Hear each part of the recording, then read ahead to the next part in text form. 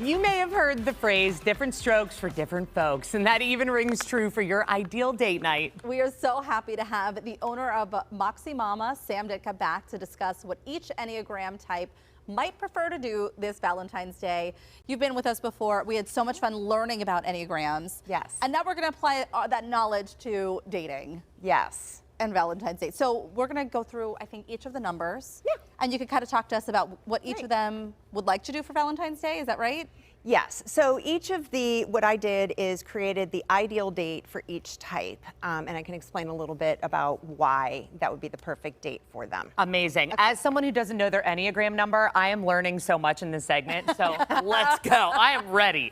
Let's see if we can figure out what you are based on what you want to do for Valentine's Day. I love it. Yes. All right. So let's get into type 1 first. Okay. The type 1 is the perfectionist. And basically our type 1s want a very well executed, well thought out plan. It could be theater tickets or something like that.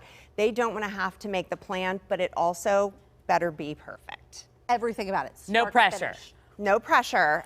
Just they don't want to have to do the work and think about it. They need that night off from making all the plans for everybody all the time. And you may be sitting at home thinking, maybe your mom thinking, yeah, that's me. I want you to do it all. But just wait, because type 2 comes in. We have other things that you might identify with. Right. So type 2 is our helper, and they are also often doing for others. They're in the heart center, but they are more about showing people how much they need to be loved. So what they really need is a lot of affirmation about how they are loved and appreciated for everything that they do and how they help.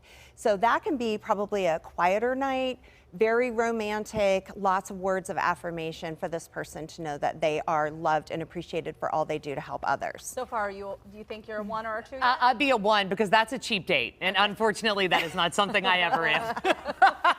Oh, wait, we've got some good ones. Okay, good. I'm excited. All right, let's go to type 3. Okay, the 3 is the achiever. And the achiever wants something that is trendy and different, probably a place they could see and be seen, something maybe with photo ops, a red carpet moment, or something that all the cool kids are doing.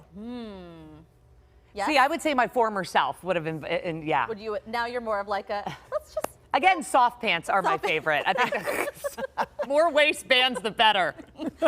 Okay, in type 4, tell us more about this one. 4 is the individualist, also often called the romantic. So if you think about Patrick Swayze and Demi Moore and the pottery. Oh, yeah, we all remember that one. Oh, we remember that scene. But something that is creative, very intimate, possibly taking an art class together or something that would be really, really unique and different and letting them know how special they are.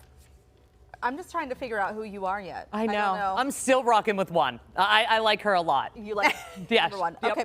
All right, and next up is number 5. Okay, 5 is the investigator, and so they aren't really going to want to be in the public too much. Maybe an art gallery, museum visit.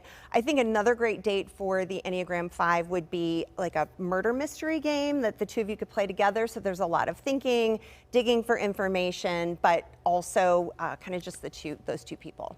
The investigator. I once got lost in an escape room, I would say, for a good 2 hours. So that's not me. Lost. It's 1 room. It's a very small room. Yes. Sure is. All right, number 6, and this is the tricky one. 6 is tricky. So 6, actually for Valentine's Day, I know we talked about that at Christmas, but it was a little bit easier because what they really want is loyalty. They are called the loyalist. And so it can be fairly simple. Again, some words of affirmation. They want to know that their love is going to a really trustworthy source. It's trust, loyalty for them. And so anything that builds that relationship. I think I'm a 7. Okay. So tell me what I want for Valentine's Day. Maybe my husband is watching too. That looks delightful. Okay, so 7s, and I actually just came back from this, want a surprise weekend away for Valentine's Day. We were just talking about that. Okay. Yes, and my birthday is also right at Valentine's Day. So my husband's like, let's go away. So yeah, definitely that's what the 7 wants, is a surprise adventure. And how about 8? So 8, they want, the 8s want something bold and sexy, and they don't want to have to plan it because they do a lot of the planning as well. But they also want exactly what they want. Yeah, they're a tricky bunch too. They are. 8s. They'll tell you what they want. Number 9?